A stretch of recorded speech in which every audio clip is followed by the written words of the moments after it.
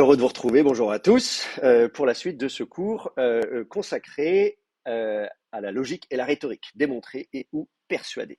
Alors on a commencé hier en discutant de ce que c'est que de bien parler, de bien s'exprimer à l'écrit ou à l'oral d'ailleurs, et en évoquant la difficulté à la fois de la capacité d'avoir une forme qui puisse sembler tout à fait parfaite, mais pour dire des choses absolument horribles, hein, je vous donne des exemples pas très gais, où on voit à quel point toute forme d'expression peut être parfaitement maîtrisée, mais pour dire des choses problématiques. Soit qu'on le fait inconsciemment, soit qu'on le fait consciemment, etc. Et donc, l'importance de combiner à la fois une expression qui soit suffisamment claire et factuelle, pour bien exprimer la logique de la pensée, un raisonnement qui soit rationnel, et en même temps tout en ayant une expression qui soit agréable et efficace, dans le sens qui puisse susciter l'adhésion de vos auditeurs. J'ai montré que le problème n'était pas nouveau, puisque je vous disais, même l'apôtre Paul s'en plaint quand il dit aux Corinthiens, moi quand je suis venu vous voir, je n'ai pas utilisé cette persuasion, donc cette rhétorique et la sophistique, etc., etc. Mais non, j'ai démontré. Voilà, c'est une démonstration. Et donc il prend le parti d'Aristote contre celui des sophistes. Et ce qui n'empêche pas, cela dit, d'utiliser d'une rhétorique impeccable, hein. L'apôtre Paul, il manie parfaitement la langue, il fait des allitérations, des assonances, etc. Il y a tout ce que vous voulez, des répétitions, des paronomases. Enfin, voilà, donc l'apôtre Paul sait parfaitement de quoi il parle, il n'hésite pas à faire ça. Donc, bref, donc c'est pour ça que nous aussi, on va quand même regarder d'un peu plus près la rhétorique à un moment donné pour savoir quelles sont les petites ficelles, d'une certaine manière, pour être convaincant. On a expliqué aussi que la donne est de toute façon durablement changée aujourd'hui avec l'avènement de l'intelligence artificielle, puisqu'aujourd'hui c'est beaucoup plus facile de créer un contenu, une présentation qui soit parfaitement convaincant. J'ai donné des exemples hier que j'avais préparés. Je ne sais pas si vous vous êtes amusé à regarder de votre côté quelques petites choses. Non, vous n'avez pas fait ça hier soir. J'aurais dû vous donner ça comme exercice de faire ça, mais on peut juste le faire ensemble si vous voulez. C'est pas très difficile. Vous allez voir. Bon, en ce moment c'est ChatGPT, mais c'est pareil. Ça n'aura qu'un temps. J'imagine qu'il sera rapidement supplanté par une intelligence artificielle qui sera plus efficace que lui. Mais donc, je ne sais pas, vous avez une idée de ce qu'on pourrait demander à ChatGPT, là, de voir un peu comment il se débrouille? Un type de travail universitaire que vous auriez à faire, ou d'une prédication d'un message? Non, je sais pas. Pas d'idée? Bon, je sais pas, c'est la Saint-Valentin, par exemple, aujourd'hui. Donc, on pourrait parler de l'amour quand même, de l'amour. Et puis, bien sûr, Dieu, l'amour de Dieu, le cantique des cantiques. Vous voyez ce que je veux dire? Dans la Bible, il y a plein de choses. Donc, on va dire à ChatGPT, écrit. Alors, ça va être quoi? Un devoir? C'est ça qui vous intéresse? C'est de rédiger des devoirs, c'est ça? Ou une prédication. Écrit une prédication euh, en. Moi, je mets, bon, faut lui mettre la taille parce que sinon, après, en 5000 caractères, qui, pour la Saint-Valentin, euh, euh, qui montre que Dieu nous aime qui montre à partir de la Bible que Dieu nous aime comme un mari aime son épouse. Un truc comme ça. Hein, on va voir ce que ça donne. J'ai pas fait le test. Hein. On va voir. Hop, vous lui demandez.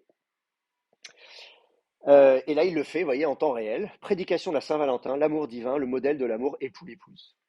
Mes chers frères et sœurs en Christ. C'est marrant parce que dans le truc que j'avais fait, bonjour, dans le truc que j'avais fait l'autre jour, c'était mes bien-aimés. Donc, ouais, il varie en plus. Aujourd'hui, nous nous réunissons pour célébrer la Saint-Valentin, une journée consacrée à l'amour et à l'affection. Si pour beaucoup cette fête est une occasion de célébrer les relations humaines, nous avons une merveilleuse opportunité de prendre du recul et de méditer sur l'amour divin, l'amour de Dieu pour nous, qui est l'exemple suprême de tout amour véritable. Et cet amour n'est pas un simple sentiment, c'est un amour inébranlable, sacrifié et inconditionnel. C'est beau. L'amour de Dieu pour son peuple est souvent comparé dans les Écritures à celui qu'un mari éprouve pour son épouse. À travers cette métaphore, nous découvrons une profondeur d'intimité, de fidélité, de dévouement qui dépasse l'entendement humain. À l'occasion de cette fête de la Saint-Valentin, je vous invite à réfléchir sur la manière dont Dieu nous aime, comme un mari aime son épouse, et comment cet amour peut transformer notre manière de vivre et de comprendre nos relations humaines. Premier point, l'amour de Dieu comme celui d'un mari pour une épouse. Là, il est allé chercher quoi? Donc, dans l'Ancien Testament, etc. Ésaïe 54,5, car ton Créateur est ton époux, l'Éternel des armées est son nom, et ton Rédempteur est le Saint d'Israël. Il se nomme Dieu de toute la terre, etc. Il se décrit lui-même comme l'époux de son peuple, etc., etc. On a Osée chapitre 2, versets 2, 19 et 20. Alors, qui a un passage quand même où dans Osée 2, oui, c'est une épouse infidèle, hein, puisqu'elle se prostitue, etc. Mais bref, je te fiancerai à moi pour toujours, je te fiancerai à moi dans la justice, dans le droit, etc. Bon, l'amour sacrificiel de Dieu, le modèle parfait, voilà. Éphésiens 5, évidemment. Marie, aimez vos femmes comme Christ a aimé l'Église, s'est livré lui-même pour elle. Ça, c'est le verset super classique, etc. Donc, il connaît tout ça. L'amour qui ne faillit jamais. Romains 8, 38, 39. Là, ça ne parle pas de relation matrimoniale, mais pourquoi pas? J'ai l'assurance que ni la mort, ni la vie, ni les anges, etc., aucune créature ne pourra nous séparer de l'amour de Dieu manifesté en Jésus-Christ, notre Seigneur. L'appel à répondre à cet amour, puisqu'évidemment, dans toute bonne prédication, on interpelle les gens, on dit maintenant, c'est le moment de répondre, euh, etc., etc. Et donc, voilà, nous aussi, etc. Donc, conclusion, en ce jour de Saint-Valentin, nous célébrons l'amour humain, mais nous devons aussi nous rappeler que l'amour véritable, l'amour parfait nous vient de Dieu. Il est l'époux fidèle, sacrifié, inébranlable. Il nous invite à répondre à cet amour avec tout notre cœur. Puissions-nous, à travers cette célébration, renouveler notre engagement à vivre dans l'amour et la fidélité envers lui, tout comme il vit en amour et fidélité envers nous. Que l'amour de Dieu pour son Église, son épouse bien-aimée, soit pour nous un modèle d'amour inébranlable, etc., etc. Bon, voilà. Amen. Et il termine en disant Amen en plus, hein. Donc il sait très bien prêcher. Vous voyez, ChatGPT, il sait parfaitement prêcher. Donc voilà, encore un autre exemple, s'il en était besoin. Et là, on l'a testé ensemble. Vous avez vu, donc il n'y a pas de, je triche pas, rien du tout. Ça se fait, voilà. Donc n'hésitez pas à faire ça chez vous, pour voir que effectivement, ça marche très bien. Donc ça, c'est ce qu'on a mis en évidence hier. Donc effectivement, aujourd'hui, se pose la question, dans le cadre d'un cours où on apprend à bien s'exprimer, alors qu'on a des outils aujourd'hui extrêmement performants qui savent très bien s'exprimer, ça veut dire il faut chercher autre chose. Et ce dont on a besoin, c'est précisément de développer une pensée critique, qui est le but de l'université de manière générale, hein. On vous apprend à penser, à réfléchir par vous-même, pour pouvoir prendre du recul par rapport à ce que vous allez lire et ce que vous allez entendre. Quand vous allez entendre quelqu'un prêcher, aujourd'hui, avec normalement, si on est efficace dans cette faculté de théologie, quand vous ressortez avec votre diplôme en poche, vous n'écoutez plus une prédication de la même manière. Vous dites, ah oui, non, il dit ça, mais moi, j'aurais pas dit les choses comme ça. Et puis, il dit ça, mais pourquoi il prend ce passage? Parce qu'il y a tel autre passage qui dit autre chose, etc., etc. Donc, vous devez être capable de prendre de la distance par rapport à ce que vous entendez ou ce que vous lisez. Vous lisez un article dans une revue universitaire, je vous ai montré hier un canular, plusieurs canulars, à la fois en théologie, mais également en philosophie, etc. Vous devez être capable de faire mieux que BHL, de dire non mais attendez, là il y a quand même anguille sous roche, c'est quand même un canular, on est en train de me raconter ça. Et même si c'est pas forcément un canular, vous devez être capable de détecter la mauvaise foi, de détecter l'orientation. De la même manière, vous lisez des articles de presse, vous allez avoir des titres accrocheurs. Il ne faut pas être comme tout le monde qui va se précipiter pour croire bêtement tout ce que vous lisez dans la presse. Vous dire attendez, attendez, attendez, on dit ça. Est-ce que l'enquête est réellement contradictoire? Est-ce qu'on entend les différents points de vue? Est-ce qu'il y a d'autres articles qui disent le contraire, etc. Donc ce travail que je vous invite à faire, c'est de dire ne croyez pas bêtement tout ce que vous lisez ou vous entendez. Et ce problème n'est pas nouveau, il va être décuplé évidemment avec les réseaux sociaux. Maintenant, on génère automatiquement. Hier, je vous ai généré un cantique, il n'y avait que les paroles, mais j'aurais pu vous montrer, il y a des applis qui vous permettent de générer de la musique. Moi, je suis musicien, je suis bassiste, j'ai enregistré une vingtaine d'albums, donc je sais ce que c'est que voilà un travail professionnel d'écriture. J'ai écrit des chansons, etc. Voilà. Aujourd'hui, vous avez une appli, vous dites faites-moi un truc dans le style ou ce que vous voulez. Alors c'est un truc très luthérien alors, ou bien un truc moderne, pop, rock, du reggae, par exemple. Hier soir, j'étais à l'Arctic Show et c'était soirée reggae. Bon bref. Et donc du coup, vous avez donc voilà, vous avez la possibilité de générer de la musique, des vidéos aussi. Vous avez tous vu cette semaine encore Emmanuel Macron, puisqu'il y avait un sommet sur l'intelligence artificielle. On voit Emmanuel Macron, des deepfakes comme on dit, où c'est lui qui parle, qui fait des trucs, sauf que non, c'est pas lui. Voilà. Alors bon, tout ça ne va faire que s'améliorer. Vous imaginez bien que ça ne va pas, on va pas repartir 30 ans en arrière. Donc ça veut dire que dans un avenir très proche, on sera incapable de faire la distinction entre un truc fait par une intelligence artificielle et un truc fait par des êtres humains. La seule façon, ça va être de revenir aux sources. Ça va être d'être soi-même outillé pour dire non mais attendez, on me dit ça, mais est-ce que c'est le cas? On me parle d'une découverte archéologique trouvée dans la vallée du Cédron, d'une inscription de Salomon, de trucs de dédicace du temple. Waouh! Mais est-ce qu'elle existe cette stèle? Et donc il va falloir aller directement aux sources, dire moi je connais les collègues qui fouillent, il y a les autorisations de fouille, les campagnes, je peux te dire non, désolé, voilà, voilà. Et donc si vous savez pas, vous contactez des gens qui savent, comme moi par exemple. Des fois les gens me contactent en me demandant précisément qu'en est-il de cette prétendue découverte archéologique, etc. Donc ça c'est vraiment l'esprit critique que vous devez acquérir et donc vous serez beaucoup plus conscient quand vous-même vous serez en situation précisément d'écrire et de parler.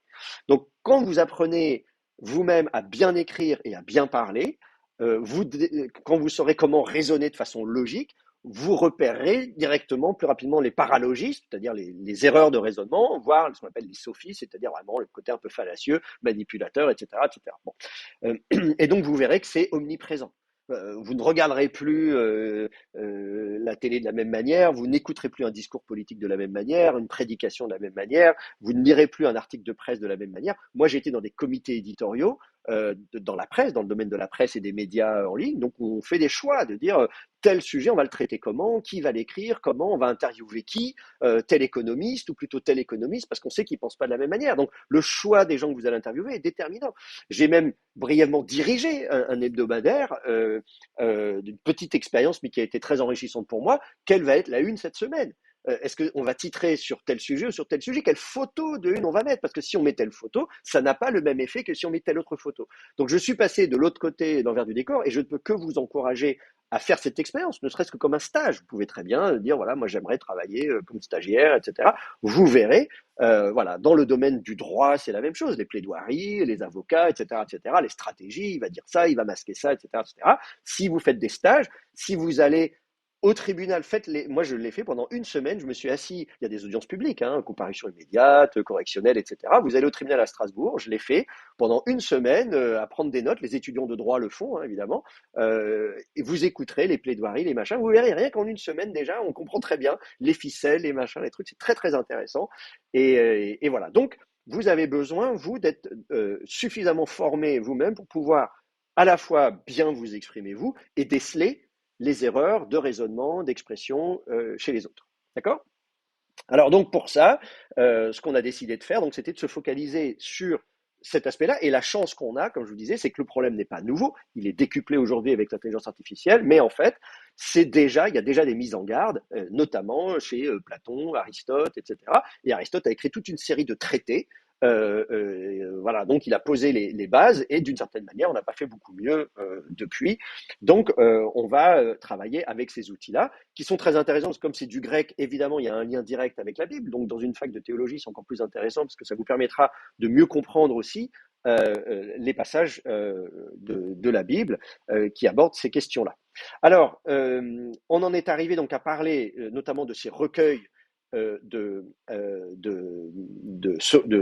d'Aristote, pardon, en disant, voilà, il a consacré une série de recueils qu'on a regroupés sous le titre d'Organon, et qui va traiter de ces trois opérations de l'esprit. Vous savez, hier, donc on a expliqué qu'il y avait donc trois étapes.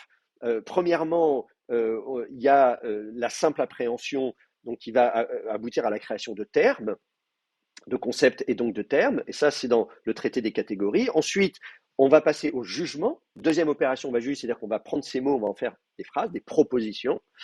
Le périherménéas, donc de l'interprétation. Et puis ensuite, troisièmement, les premiers analytiques consacrés au raisonnement, donc la troisième opération de l'esprit, et qui va aboutir à des syllogismes. Et puis on a parlé donc quatrième traité les seconds analytiques, cinquième traité les topiques, et là on va parler de la dialectique, etc., de la réfutation des sophistes. Donc on y viendra plus tard. Mais donc ce qu'on a dit, c'est qu'on allait maintenant s'attaquer à ces différents traités, les uns après les autres. Alors, on va évidemment largement raccourcir tout ça. On va faire une présentation, juste un survol, mais que vous compreniez à peu près de quoi il s'agit et pourquoi c'est très important pour vous de choisir vos mots, de choisir vos phrases et l'enchaînement de vos phrases. C'est bon pour vous? Voilà, ça c'était un petit résumé de ce qu'on a fait hier. Alors, on attaque aujourd'hui avec la première opération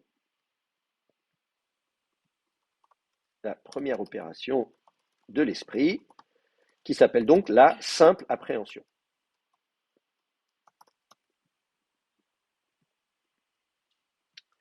Alors donc, comme je le disais, c'est le processus de la pensée, il y en a trois, hein, mais donc le premier processus, par lequel l'esprit humain appréhende un objet. Voilà, on a décidé appréhender, il le touche. Voilà, il y a une sorte d'appréhension, je m'intéresse à cet objet. Un objet dans son essence, voilà, dans ce qu'il est, ce qui va donner naissance à un concept. Donc, on va donner naissance à un concept ou à une idée. Voilà, on peut parler de notion, tantôt on va parler de concept, de notion, d'idée. Donc, j'ai une idée en tête, j'ai un concept. La simple compréhension, à ce stade, elle n'affirme rien sur ce concept. Ça viendra après, hein. On fera des propositions, on dira des choses. Mais là, on ne dit rien. On conçoit simplement une chose dans sa tête. Voilà, j'imagine, voilà. L'amour, voilà. Je conçois l'amour. Je ne dis pas si l'amour est bref, court, long, bien, mal. Je ne dis rien de ce que c'est que l'amour. Simplement, je conçois l'amour. Je peux concevoir une couleur, le bleu. Voilà. Voilà, je conçois cette couleur. Euh, je peux tout concevoir, en fait. La seule limite, c'est la limite de ma pensée. Je suis uniquement limité par ma pensée, par ma capacité à concevoir. Alors, on peut aussi muscler son cerveau, hein. C'est aussi pour ça, justement, qu'on essaie de développer son cerveau pour pouvoir étendre sa pensée et arriver à concevoir des choses que d'autres personnes n'arrivent pas à concevoir. Alors, et il y a des choses, et en plus, ce concept existe du simple fait de ma pensée. Il y a un pouvoir créateur de la pensée. Je ne dis rien de sa réalité matérielle. Bon, le bleu, en l'occurrence, c'est une couleur qui existe, donc vous pouvez la visualiser. Mais je peux concevoir une couleur qui n'existe pas, qui n'a aucune réalité matérielle. Vous ne savez pas à quoi ça ressemble. Alors évidemment, si vous avez fait des maths comme moi, vous savez très bien qu'on peut créer des univers euh, qui n'ont rien à voir avec notre monde. Nous, on vit dans un monde, je sais pas, à 3 dimensions, vous pouvez créer un univers à 5, 6, 12, avec une infinité de dimensions, chaque point dans l'univers est une fonction. Enfin, ouais, moi, je me souviens justement quand on commençait à aller très très loin dans les maths pures à l'université, il y avait des gens qui décrochaient, pas parce qu'ils travaillaient pas, hein, on travaillait, je peux vous dire que on était vraiment des bêtes de travail, mais à un moment donné, on sentait qu'il y en avait certains qui disaient là vraiment, j'arrive plus. Il y a une telle abstraction, ce truc, je n'arrive pas à le concevoir, et je peux pas le manipuler dans ma tête, je peux pas travailler avec ça, etc. Ils étaient, à un moment donné, j'étais éponge. C'est normal, enfin, je veux dire, à un moment donné, le cerveau humain atteint ses limites. Donc, le seul critère logique d'existence d'un concept, je dis, je peux tout concevoir dans ma tête, la seule limite, c'est l'absence de contradiction. Le seul critère, c'est l'absence de contradiction. Donc ça, c'est important à retenir. Euh, voilà. Le seul critère, je répète, le seul critère logique, en logique, on fait de la logique là, d'existence d'un concept, c'est l'absence de contradiction. Et d'ailleurs, je me permets de citer un mathématicien, Henri Poincaré, qui dit, je vais citer sa phrase, il dit en mathématiques, le mot exister ne peut avoir qu'un seul sens, il signifie exempt de contradiction. Donc évidemment, les mathématiques, c'est la science qui a développé la logique le plus, évidemment. À tel point qu'aujourd'hui, les gens pensent que la logique est restreinte aux mathématiques, ce qui est absolument faux. Vous voyez bien qu'Aristote, il faisait autre chose que des maths. Donc la logique, c'est pour tout le monde, hein, c'est le raisonnement. On est tous amenés à raisonner et éviter de dire des bêtises. Mais évidemment, les mathématiciens ont poussé ça à l'extrême. Et donc, effectivement, Henri Poincaré, donc 20e siècle, hein, il écrit dans un ouvrage qui s'appelle Science et méthode en 1909. Et donc, il est cité dans Schoenig, hein, je vous ai dit hier, vous pouvez regarder le manuel de Schoenig. Euh, il dit, voilà, en mathématiques, le mot exister ne peut avoir qu'un seul sens, il signifie exempt de contradiction. À partir du moment où je peux concevoir quelque chose qui n'a pas une contradiction interne, très bien, cette chose, elle existe dans ma tête. Elle existe dans ma tête. Je vais pouvoir en faire ce que je veux, je vais pouvoir la manipuler, je vais pouvoir, etc. Donc, voilà, il y a des objets euh, dans ma tête, des notions. Alors ensuite, une fois que j'ai cette notion dans ma tête, il va falloir l'exprimer. D'accord? Or, on l'a vu, chaque langue possède son propre vocabulaire. Donc, il faut bien distinguer le concept mental dans ma tête des mots qu'on emploie pour le désigner qui, eux, sont circonscrits à une langue donnée.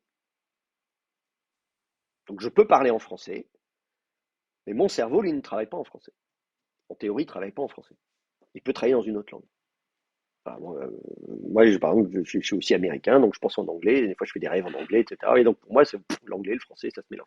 Et c'est d'ailleurs pour ça que c'est très intéressant, le bilinguisme est très intéressant, parce que si on acquiert, enfant, dès le plus jeune âge, au moins 2 langues, mais après 3, 4, 5 si vous voulez, mais déjà 2 langues, c'est super intéressant parce que ça permet, dès le plus jeune âge, d'intégrer le fait que notre cerveau n'est pas liés ou enfermés dans une langue donnée.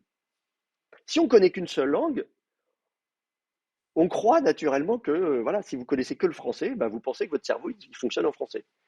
Ça n'est pas le cas. Votre cerveau, il fonctionne pas en français, en fait. Mais vous croyez qu'il fonctionne en français parce qu'à chaque fois que vous réfléchissez, de fait, et que vous verbalisez, c'est du français qui sort. Si vous connaissez une deuxième langue, à vous dire, ah bah non, mais il y a aussi telle autre langue, bah oui. Voilà. Et puis après, 3, 4, 5, évidemment, c'est encore mieux. Donc le plurilinguisme est déjà commencé par le bilinguisme dès le plus jeune âge. Alors évidemment, idéalement, il faut le faire quand le cerveau est précisément malléable, c'est-à-dire les premières années de la vie.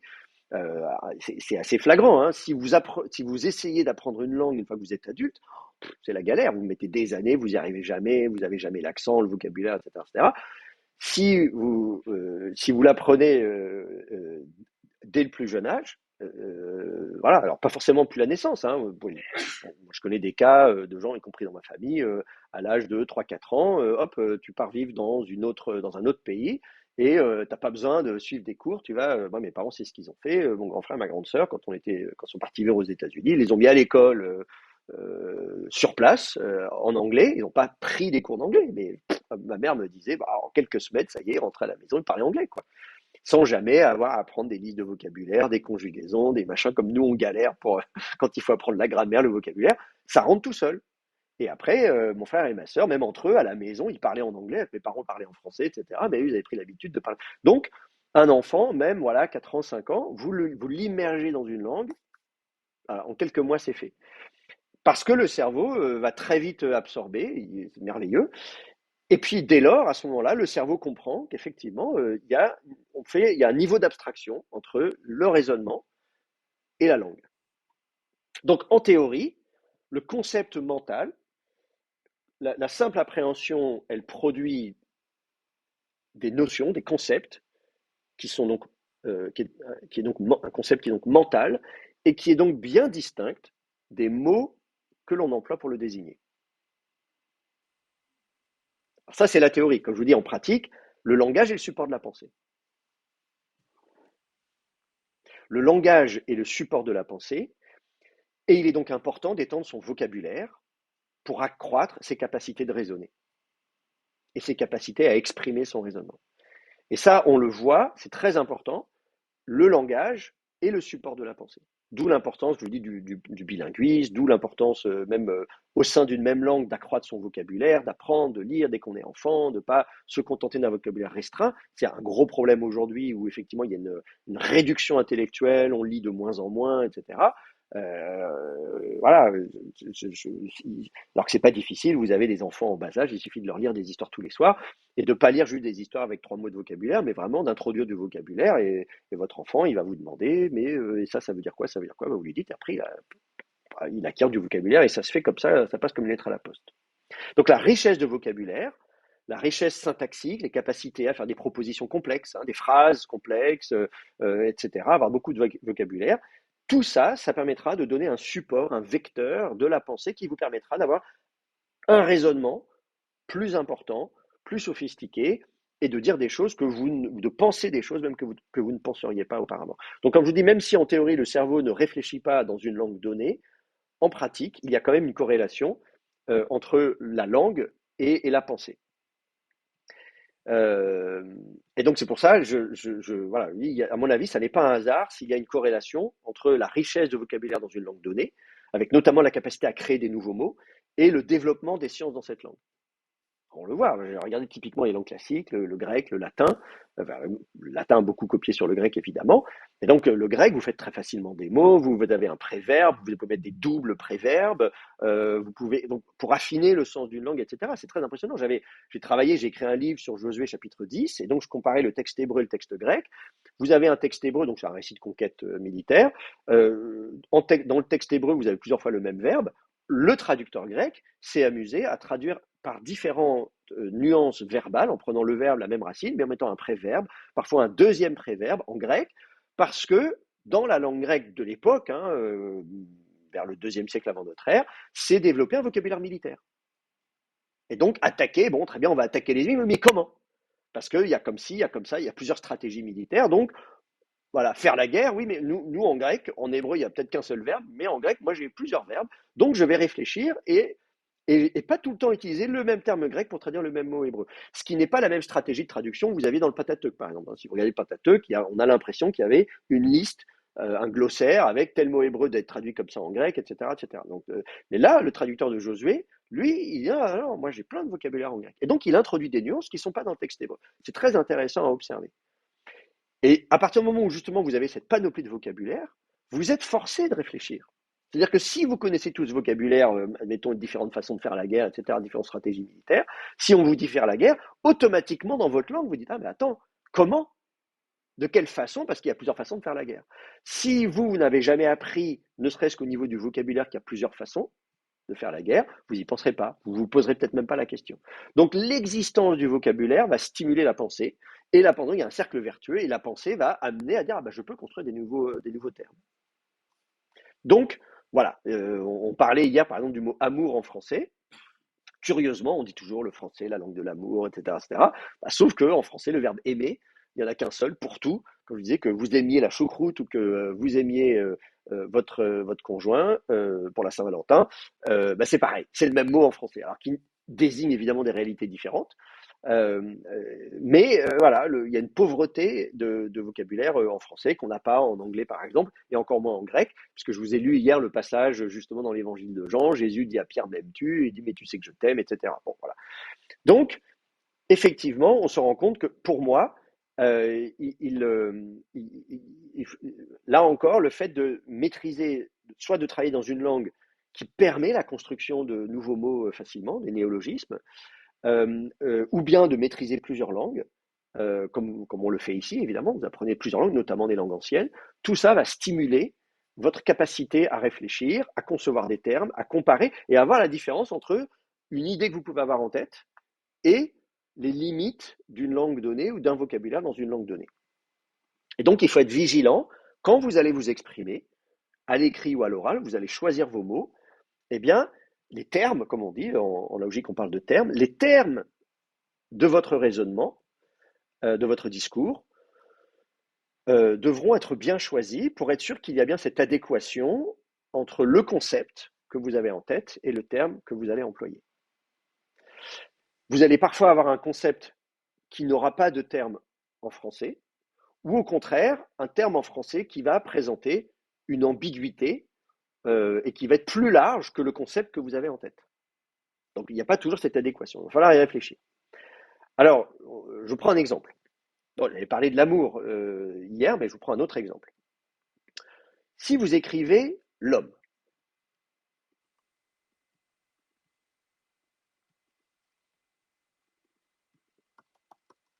voilà. Imaginez, vous dites l'homme. Vous pouvez faire plusieurs phrases à partir de l'homme. Si je vous dis l'homme s'est enfui par la fenêtre,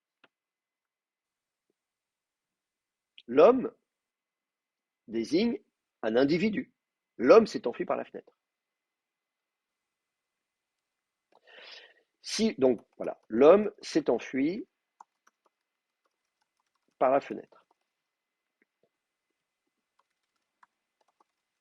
Donc là, c'est un individu. Si je dis l'homme possède un chromosome Y. Quand je dis l'homme, je parle de qui?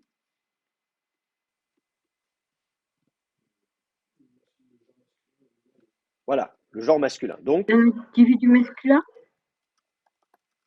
pardon, attendez, à distance, il y a. Je disais juste c'est un individu masculin. Oui, un individu masculin.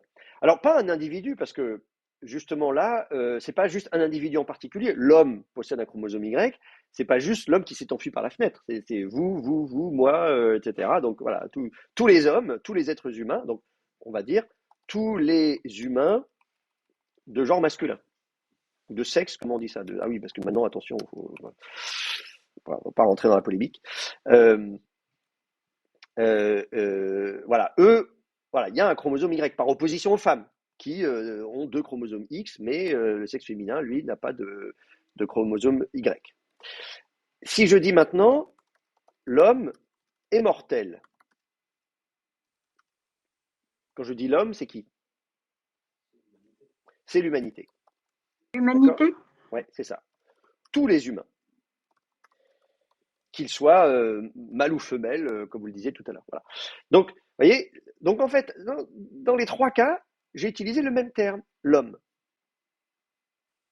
Dans les trois cas, j'ai utilisé le même terme, mais qui ne désigne pas la même chose. Donc ça va être un vrai problème, une chose à laquelle vous allez devoir réfléchir.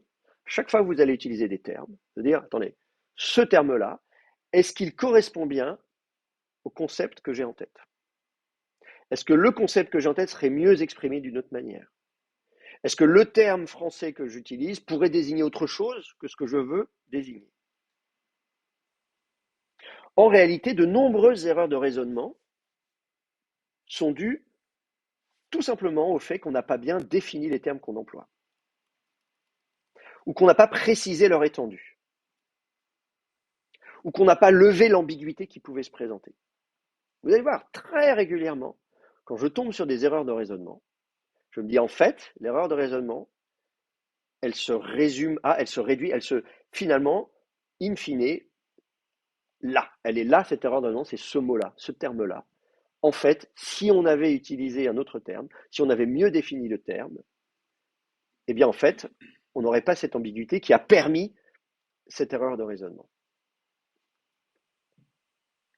Donc, ça, on le voit quand on lit justement quelqu'un d'autre, quand vous communiquez avec quelqu'un d'autre, assez régulièrement des problèmes de communication que vous avez, même dans la vie de tous les jours, vous parlez avec quelqu'un, vous envoyez un message, vous passez un coup de fil, etc., etc., et vous discutez avec quelqu'un, il dit ah mais on s'est mal compris, il y a un malentendu en fait. Ah non mais attends mais moi je parlais de ça. Ah bon tu disais ça parce que voilà. Donc voilà. Donc typiquement, on se rend compte souvent que ah oui mais moi quand je dis ça je parlais d'autre chose. Ah oui d'accord. Bon voilà. Donc ça c'est des problèmes de communication super classiques. Donc dites-vous que c'est la même chose quand vous écrivez, quand vous parlez. Eh bien en fait vous allez avoir le même problème. Alors hier aussi, je prenais l'exemple du juif, hein. On a parlé tout à l'heure de dire le juif, qu'est-ce que ça veut dire juif? Judaïque, judéen, judaïque, juif. Bon, voilà, est-ce que c'est la religion? Est-ce que c'est l'ethnie? Est-ce que c'est le périmètre politique? On est dans un territoire. Ça veut dire quoi être juif? Il paraît qu'aujourd'hui, on se demande ça veut dire quoi être français. C'est pareil. Bon. Donc, évidemment, ça va poser problème. Vous utilisez cet adjectif-là, mais vous pensez à quoi? Il faut le définir. Et donc, là encore, c'est quelque chose qu'on fait, y compris quand on travaille dans la Bible. Regardez, par exemple, si vous prenez dans Jean chapitre 6, verset 41, dès lors, les Juifs se mirent à murmurer à son sujet parce qu'il avait dit je suis le pain qui descend du ciel. Hein, vous savez, donc ça c'est Jean chapitre 6, c'est Jésus qui dit voilà, je suis le pain de vie, etc., etc. Voilà, celui qui vient à moi n'aura pas faim, celui qui croit en moi n'aura jamais soif, etc., etc. Donc voilà, donc c'est un passage intéressant. Jésus discute avec des gens qui sont là et on nous dit dès lors les Juifs se mirent à murmurer à son sujet parce qu'il avait dit, ils ajoutaient, n'est-ce pas Jésus, le fils de Joseph, ne connaissons-nous pas son père et sa mère, comment peut-il déclarer, je suis descendu du ciel, etc., etc. Donc Jésus parle aux Juifs, les Juifs. Et donc vous avez Hoi Yudaioi, voilà, les Judéens. Mais attendez, on parle de qui là? Vous voyez l'ambiguïté là? Les Juifs. Non, parce que Jésus, il est juif, hein. Donc quand on dit les Juifs, si on dit tous les Juifs, vraiment tous les Juifs, tous ceux qui sont juifs, Jésus, il est juif. Il est descendant d'Abraham, Isaac, Jacob, etc., de Judas. Vous avez sa généalogie au début de Matthieu, on vous dit bien, oui, il est de la tribu de Judas. Donc si vous pensez à juif comme étant de la tribu de Judas, il est de la tribu de Judas. Si vous pensez à la religion du judaïsme, c'est-à-dire le Dieu Yahvé, le Dieu d'Abraham, d'Isaac, de Jacob, de l'Ancien Testament, de Moïse, du Pentateuque, de machin, Jésus, il est juif. Je suis venu pour accomplir la loi et les prophètes. Chaque fois que Satan le tente dans le désert, il est écrit. Deutéronome chapitre 6, chapitre 8, etc. Il est écrit. Donc Jésus, il est 100% juif. Il est né juif, il est mort juif, etc. Les disciples de Jésus sont tous des juifs. Donc quand on dit les juifs se mirent à murmurer à son sujet, c'est les disciples de Jésus, les 12 apôtres? Ben non, c'est pas eux. Mais alors c'est qui? Donc vous voyez, là on dit les juifs, mais on n'a pas défini le terme juif. Donc là, il y a un vrai problème. Et d'ailleurs, je vous dis ça parce qu'il y a eu une discussion dans la révision. Là, ce que vous avez, c'est la TOB, Traduction écuménique de la Bible, version 2010. Et donc, quand elle a été révisée en 2010, il y a eu des discussions sur dire comment on va traduire Hoi Judaioi. Est-ce qu'on traduit ça par les Juifs? Voilà. Donc ça a été comment on traduit ce terme dans ces passages-là, dans Jean notamment, etc. etc. Donc il y a eu une vraie discussion dans l'équipe de traduction autour de ces questions-là. On m'a posé la question, voilà. Bref. Donc c'est pas tous les juifs, c'est certains, évidemment. On comprend qu'on parle d'un groupe de juifs, d'opposants à Jésus, mais lesquels? Et si c'est pas tous les juifs, pourquoi on dit les juifs de manière générale? Pourquoi on ne dit pas certains juifs? Est-ce que ça veut dire qu'à l'époque déjà, pour l'auteur de l'évangile de Jean, on va dire oui, mais nous, on n'est pas les juifs, nous. Vous voyez ce que je veux dire? Ça veut dire que déjà dans sa tête, il se considère plus juif. Est-ce qu'on est à une époque où les disciples de Jésus, qui sont pourtant issus du judaïsme, commencent à prendre leur distance en disant moi, je me considère plus comme Judaios, parce que maintenant, je suis Christianos. Vous voyez ce que je veux dire? Est-ce que c'est ça qui se cache derrière? Voilà. En tout cas, euh, euh, il faut être très vigilant aux termes qu'on emploie. Parce qu'évidemment, derrière, c'est les Juifs ont crucifié le Christ, évidemment, hein, le peuple déicide, etc. Donc, ça rejoint évidemment, hier, je vous disais les articles de loi, à l'époque de Vichy, Pétain, etc., la Seconde Guerre mondiale, la Shoah, enfin, voilà. Donc, et qui est, enfin, c'est pas qu'au moment du XXe siècle, hein, dans toute l'histoire du christianisme, hein, depuis enfin, la persécution des Juifs, etc. Bon, même avant la naissance du christianisme, mais les chrétiens ont récupéré évidemment cet anti-judaïsme et l'ont tranquillement poursuivi jusqu'à aujourd'hui. Donc, les chrétiens reprochent, et les musulmans, évidemment, reprochent aux Juifs de ne pas avoir reconnu que Jésus était le Messie. Voilà. Donc, et ça, quand on peut le faire, Bible en main, vous voyez, vous pouvez prendre, regarde, les Juifs. Les Juifs murmurent contre Jésus. Les Juifs, ils croient pas en Jésus. Ils disent, c'est fils de Joseph. Donc, les Juifs de manière générale, hop, tout le monde dans le même panier. Donc ça, c'est un verset particulièrement problématique. Donc, de manière générale, lorsque vous lisez et que vous écoutez quelqu'un, il faut vous poser la question de dire, attendez, quel est le sens de tel terme dans la pensée de l'auteur? Là, l'auteur de l'évangile de Jean, qu'est-ce qu'il a en tête? Donc ça, c'est ce que vous faites quand vous faites de l'exégèse, quand vous faites de l'interprétation. Ça tombe bien parce qu'on va parler de herménéia, d'herméneutique, c'est le terme d'Aristote, hein, Périherménéas. Donc il va parler de cette idée d'interpréter. Nous, on le fait quand on lit des textes anciens. Mais dites-vous que les gens vont le faire quand ils vont vous lire ou vous écouter. Ou plutôt, ils le feront peut-être pas très bien d'ailleurs, de vous interpréter, de se poser la question, de savoir qu'est-ce que vous voulez dire. Donc, faites attention dans votre propre raisonnement à ce que votre raisonnement ne soit pas faussé parce que vous n'avez pas réfléchi à la définition d'un terme. On le voit, y compris dans des publications scientifiques, y compris dans des publications qui nous intéressent, nous, c'est-à-dire le domaine de la théologie, de la Bible. Euh, je vous donne un autre exemple. Donc là, oui, qu'est-ce que j'ai mis comme exemple? Donc j'ai mis l'adjectif juif, évidemment, qui pose problème. L'adjectif biblique aussi. Vous voyez? Forcément, on va parler de Bible, on va parler de biblique. Bon. Euh,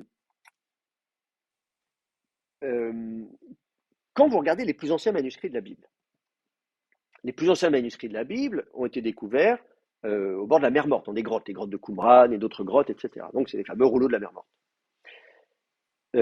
Très vite, ces manuscrits, on les a libellés, on a mis des étiquettes, hein, ils sont numérotés, de la grotte 1, 2, 3, 4, on a numéroté les grottes, numéroté les manuscrits, donc c'est bien, on fait un inventaire, comme ça il y a une cote pour chaque manuscrit. Et on a fait des index et on a fait des classifications. Et la classification standard a été faite par celui qui a piloté le projet jusqu'à son achèvement, à savoir Emmanuel Tov. Et donc, dans des grands volumes, hein, ces grands volumes, c'est une série, une collection, DJD, Discoveries in the Judean Desert. Donc ça, c'était une grande collection à Oxford.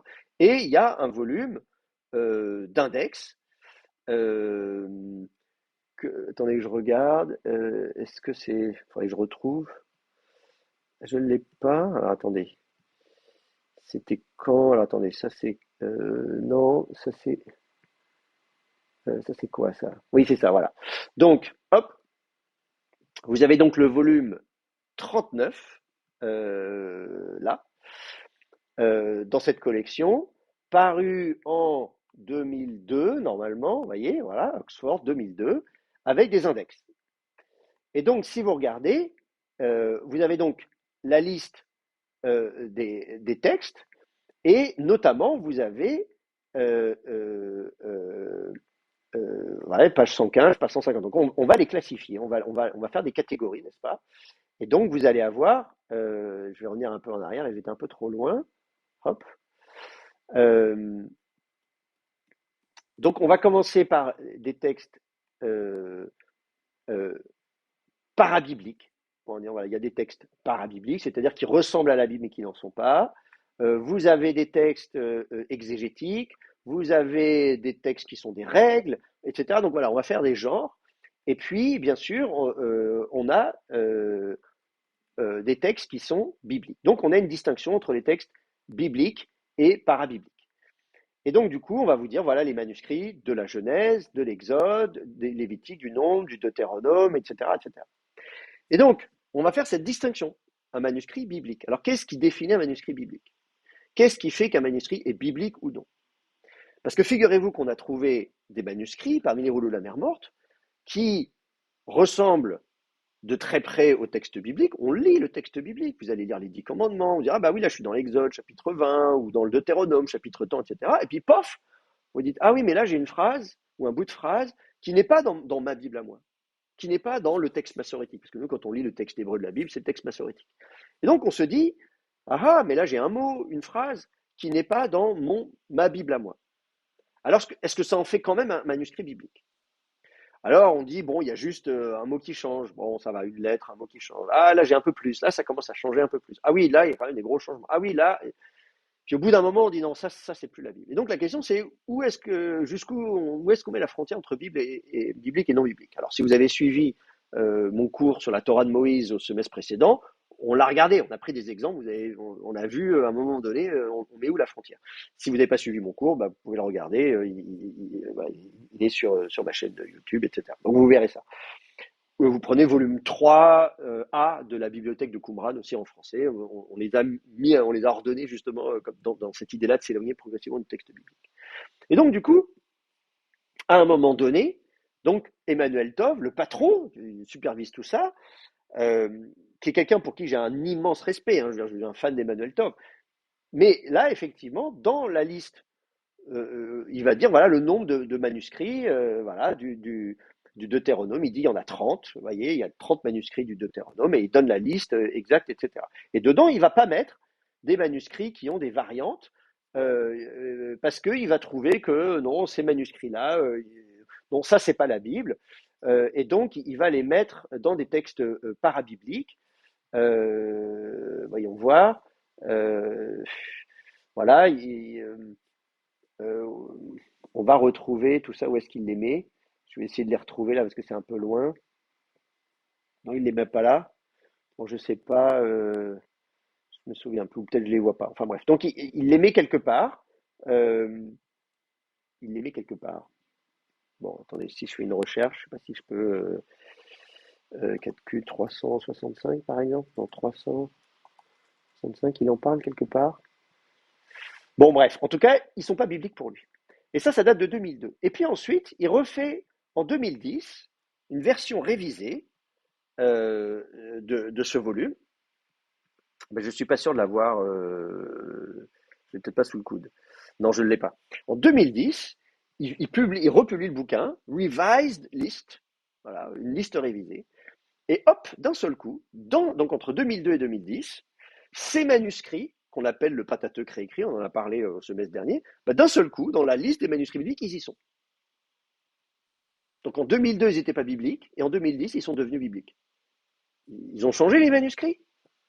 Bah non, ils n'ont pas changé. Les manuscrits, c'est les mêmes, ils n'ont pas bougé, c'est les mêmes manuscrits. Mais alors, qu'est-ce qui fait qu'ils sont devenus bibliques ou pas bibliques? Ça veut dire qu'en fait, le qualificatif, l'adjectif biblique, l'étiquette biblique, c'est une étiquette subjective. C'est nous qui la mettons sur le manuscrit. Le manuscrit, c'est le même. C'est nous qui disons, moi je le considère biblique, je ne le considère pas biblique.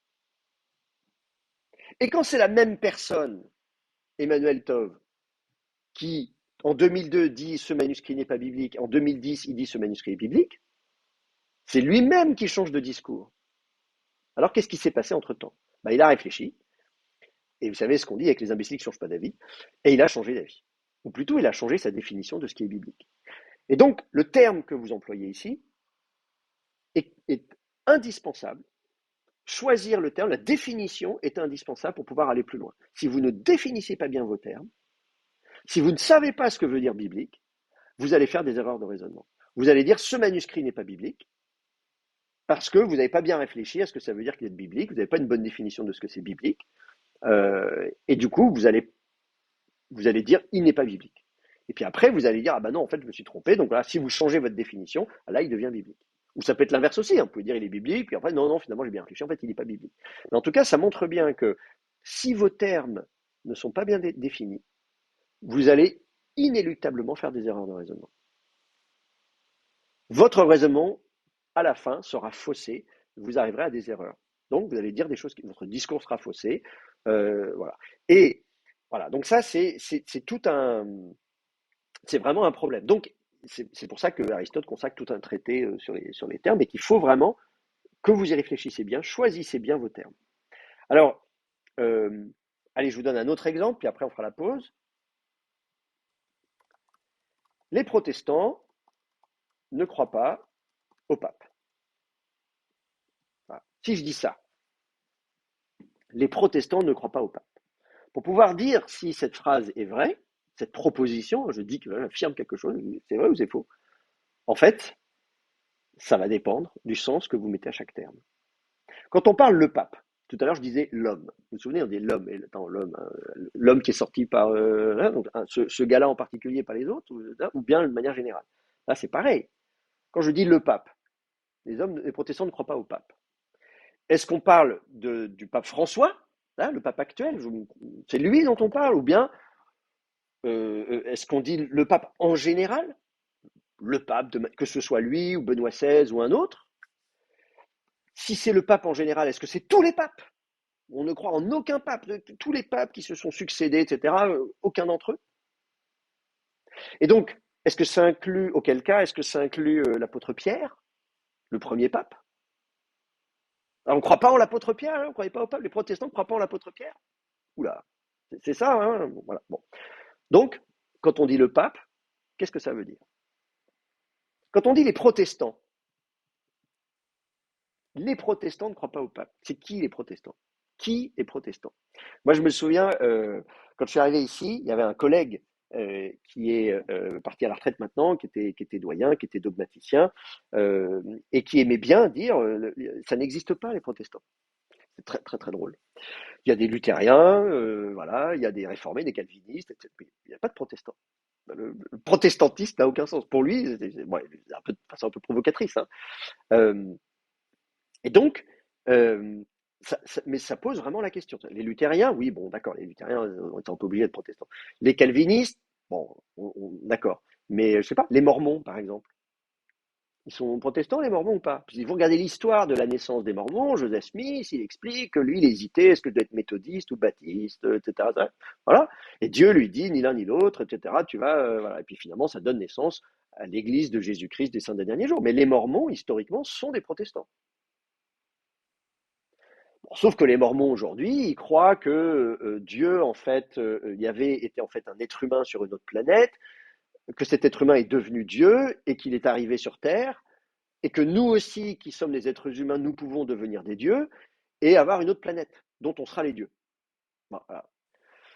Et là, on se dit, ah oui, est-ce qu'on est encore protestant quand on pense qu'on va devenir Dieu et partir voyager sur une autre planète et devenir Dieu, son propre Dieu de sa propre planète? Bon, voilà.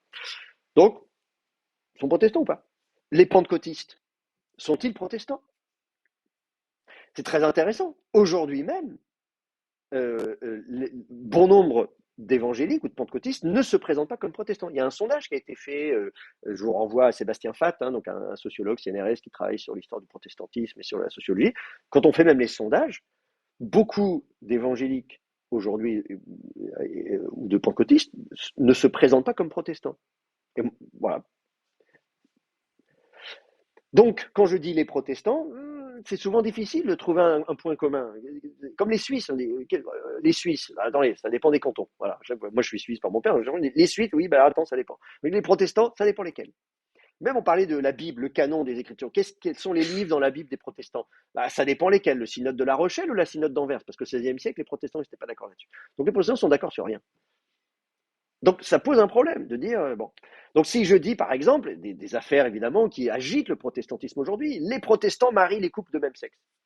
Voilà. Si je dis ça, cette phrase, les protestants marient les couples de même sexe. Oula, ça, il y a eu un vote, les PUDF a décidé ça, et puis l'UEPA, les machins, mais d'autres non. Il y a la Fédération baptiste a décidé de rester dans la Fédération protestante de France tout en disant qu'ils ne le font pas, mais il y a quand même des églises qui sont sorties de la Fédération baptiste, parce que quand même, etc. etc. Bon, voilà.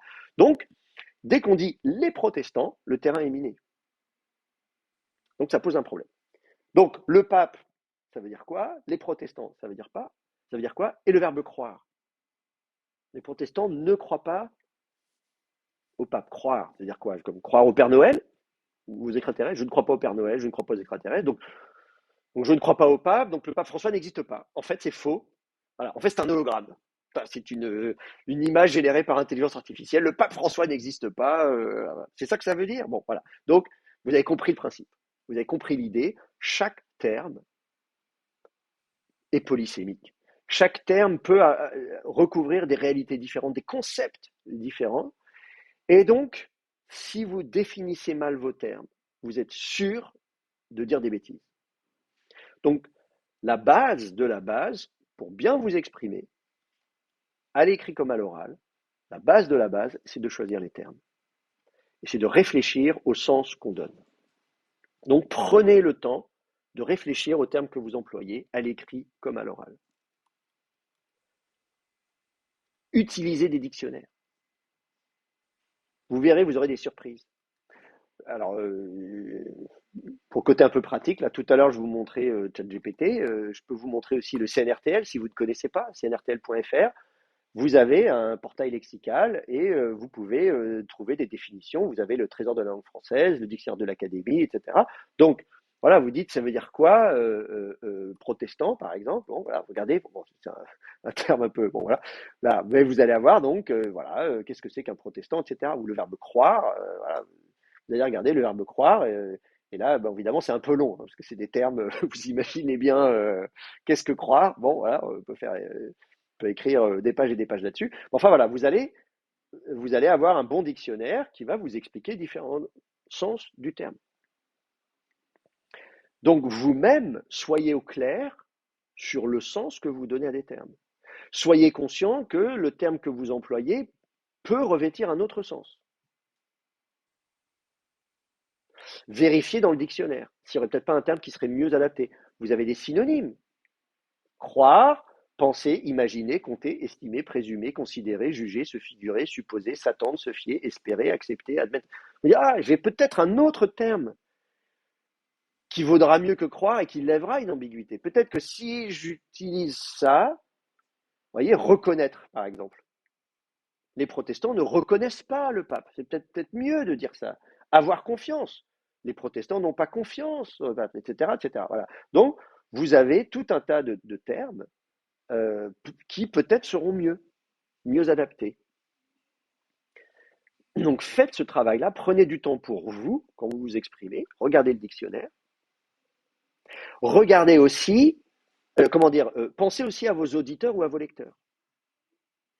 Parce que moi j'ai fait l'expérience de dire tiens, je vais choisir un terme, et je réfléchis bien au terme qui m'intéresse, je dis je vais prendre ce terme-là et pas un autre, j'ai bien réfléchi à ça, je me dis non, je vais utiliser ce mot-là et pas tel autre parce que ce mot-là correspond mieux à tel autre mot, etc., etc. Et donc j'utilise ce mot-là à l'oral ou à l'écrit, et les gens derrière me disent ah oui, mais t'as dit ça en utilisant précisément le terme que je n'ai pas utilisé. Et je dis ah non, non, je n'ai pas dit ça, j'ai dit ça. Oui, mais c'est pareil.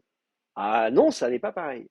Je leur explique pourquoi. J'ai utilisé tel terme parce que figure-toi que j'ai bien sûr pensé que j'aurais pu utiliser tel autre terme, mais moi j'ai fait tout ce travail et j'ai la déception de constater qu'en face, tout ce travail que j'ai fait, c'était pour rien, parce qu'en face de moi, cette distinction que j'avais pris soin de faire, eh ben ils l'ont pas faite. Ils ont mélangé les deux, ils ont confondu les deux, et dans leur tête, parce que là encore, il y a le cerveau et la langue, et même si les deux termes sont différents en français, dans leur cerveau, le concept est le même, et donc ils ont confondu les deux. Et donc je me retrouve à devoir corriger derrière, en disant, alors je t'explique.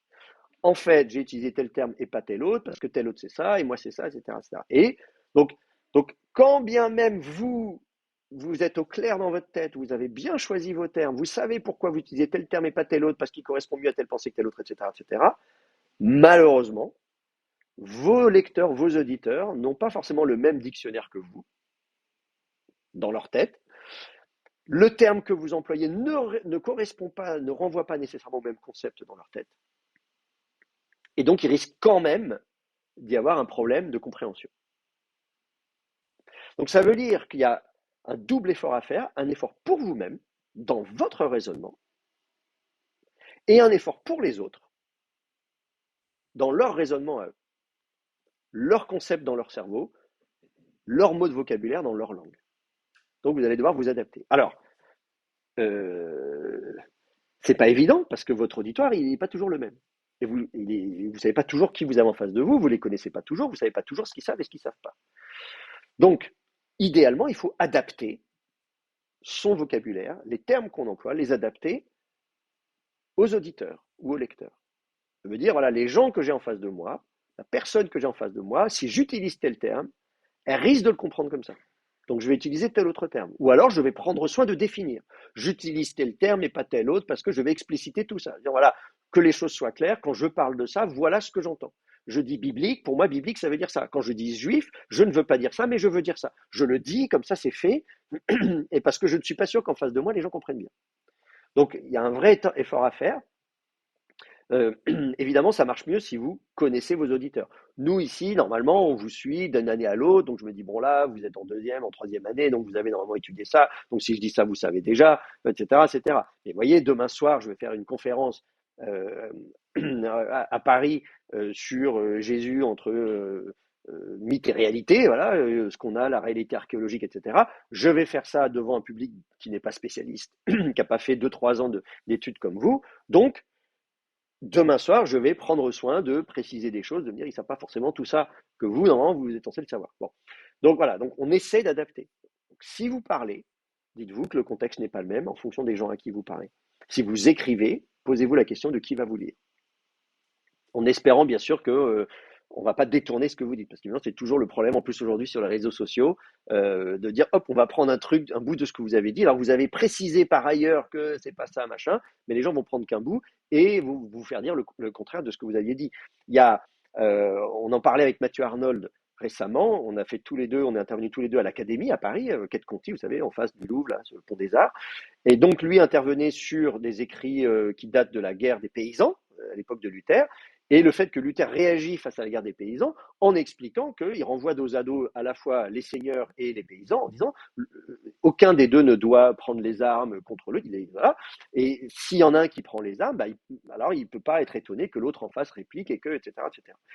Donc il a écrit tout un pamphlet là-dessus, sauf que des gens ont pris un extrait de son pamphlet, qu'ils ont imprimé, parce qu'il y avait l'imprimerie qui a été inventée à l'époque, hein, donc c'était l'ancêtre de Twitter et compagnie, des réseaux sociaux, hein, TikTok et machin, dans lequel il dit, eh ben, les paysans, c'est bien fait pour eux si les seigneurs leur mettent la raclée. Et donc, les gens disent, voyez, Luther a pris le parti des seigneurs contre les paysans, etc. Alors que donc Mathieu Arnold disait, en fait, non, le pamphlet complet, l'écrit complet de Luther était plus équilibré que ça. Mais évidemment, déjà, donc j'ai dit à Mathieu Arnaud, j'en parlais avec lui, j'ai dit, bah en fait, voilà, c'est pareil, rien de nouveau sous le soleil. Aujourd'hui, c'est la même chose sur les réseaux sociaux. Voilà, vous dites un truc, moi je peux faire une vidéo sur YouTube, et puis je trouve après des gens qui récupèrent sur TikTok 3 phrases que j'ai dites, etc., etc. Donc, réfléchissez bien à vos concepts. N'hésitez pas à adapter votre vocabulaire, n'hésitez pas à définir les termes que vous employez. Qu'est-ce que vous entendez par tel ou tel terme? Dans une logique parfaite, il faudrait le faire systématiquement. C'est-à-dire, voilà, chaque terme que vous employez, il faut le définir. Et d'ailleurs, si vous regardez dans le manuel de logique, le manuel que je vous ai recommandé là, on définit tous les termes. Donc, il définit le terme terme. Qu'est-ce que c'est qu'un terme? Donc, le terme est un terme. Je vais vous définir le terme terme. C'est extraordinaire. Il définit une définition. Qu'est-ce qu'une définition? Je vais vous définir ce qu'est une définition. Donc, il propose une définition du mot définition. Enfin, on arrive à un truc complètement ubuesque. Enfin, je veux dire, c'est aride. Hein. Je peux vous dire, quand vous lisez ça, c'est vraiment. Et donc, c'est le revers de la médaille. Vous faites de la logique. Si vous poussez à l'extrême la logique, alors parfait, c'est très bien parce que ça permet d'éviter les erreurs de raisonnement. J'ai bien défini tous les termes que j'emploie. Donc quand je dis ça, vous savez que c'est pas de ça dont je parle, mais de ça, etc. Ne me faites pas dire ce que j'ai pas dit. Mais alors, on perd au passage une bonne partie des lecteurs, des auditeurs. C'est-à-dire qu'à un moment donné, ça devient impossible en pratique quand vous faites une allocution, que vous prêchez, que vous écrivez, que vous faites un devoir. Alors, je vais définir. Bon. Et puis, dans un langage naturel comme le français, comme je vous dis, on bute sur le fait que les définitions des termes utilisent d'autres termes. C'est-à-dire que là, en lexicographie, vous dites, voilà, croire, c'est attacher une valeur de vérité. Mais qu'est-ce que ça veut dire qu'attacher? Qu'est-ce que ça veut dire que valeur? Qu'est-ce que ça veut dire que vérité? Enfin, on tourne en rond au bout d'un moment, si vous voulez. Donc, à un moment donné, une langue naturelle, un principe de la langue naturelle, c'est qu'à un moment donné, les gens perçoivent le sens sans qu'on leur fasse une définition. Voilà, c'est comme ça que ça marche. Donc, évidemment, dans un langage naturel comme le français, on est forcément coincé à un moment donné. C'est pour ça que la logique moderne a abouti à un autre langage, le langage mathématique, qui n'est ni du français ni de l'anglais. Je vous dis, avec des sigles, des machins, pour tout x appartenant à n, il existe y et z, tel que x au carré plus y au carré égale z au carré. Bon, on écrit des trucs. Là, en disant très bien, ce langage est dépourvu d'ambiguïté, tous les symboles sont définis, on sait de quoi on parle, etc., etc. Donc, ce qui permet en mathématiques de définir parfaitement des choses, de démontrer parfaitement des choses. Voilà. Le problème, c'est qu'en mathématiques, on est très limité du coup. On a une langue, mais une langue qui est super limitée. Vous pouvez faire de l'algèbre, de la géométrie, vous pouvez créer des espaces vectoriels, vous pouvez faire des univers très amusants, mais en mathématiques, essayez de définir l'amour. Voilà, bonne Saint-Valentin à tous. Faites une équation qui définit l'amour en mathématiques. Donc, à la fois les mathématiques, c'est merveilleux. Moi, ma première formation, c'est des maths pures, donc c'est merveilleux. On crée des univers, mais il faut reconnaître qu'à la fois, on est dans l'univers du vrai. En mathématiques, on démontre des choses, on le sait, il n'y a pas de doute. Bon, sauf des choses dont on sait qu'on ne peut pas les démontrer, on en parlera plus tard.